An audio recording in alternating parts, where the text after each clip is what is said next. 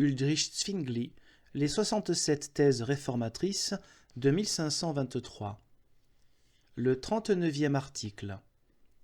C'est pourquoi toutes les lois des autorités séculières doivent être conformes à la volonté divine, afin qu'elle protège le démuni, même s'il ne se plaint pas encore. Si les lois des princes s'opposent à Dieu, nous avons entendu précédemment que les chrétiens diront « on doit obéir à Dieu plutôt qu'aux humains ». Acte 5, 29. C'est pourquoi les princes chrétiens doivent avoir des lois qui ne sont pas contre Dieu, ou alors on se soustrait à leur joug, ce qui engendre ensuite des désordres. Mais si tu veux savoir, ô brave prince ou supérieur, comment tu dois reconnaître si une loi est avec Dieu ou contre lui, retiens ceci.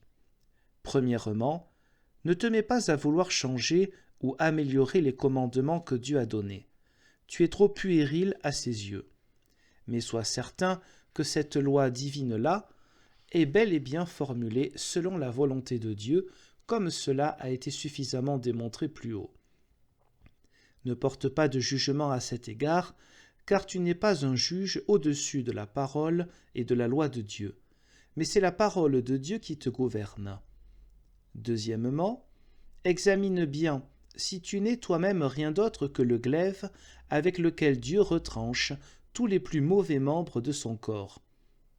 Mais pour éviter que tu ne retranches un membre sain à la place d'un avarié, ou ne laisses subsister un avarié à la place d'un saint, tu as besoin de savoir réellement ce qu'est la santé et ce qu'est la maladie.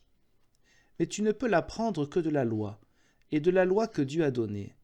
Elle doit être la ligne de conduite selon laquelle tu dois frapper. Or, ce n'est pas à toi de définir cette ligne, mais tu dois seulement frapper selon cette ligne. C'est pourquoi, si tu découvres que ta loi n'est pas conforme à la loi divine, alors ne frappe pas. Remarque brièvement ceci, toutes les lois envers le prochain doivent être fondées sur la loi de la nature.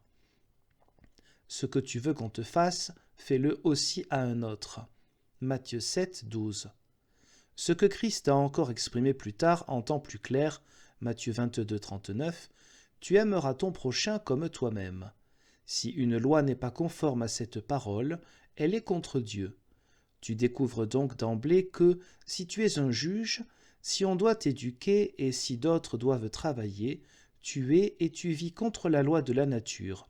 Ne t'en effraie pas, car tu ne pourrais pas supporter de devoir travailler et qu'un autre profite de ton travail.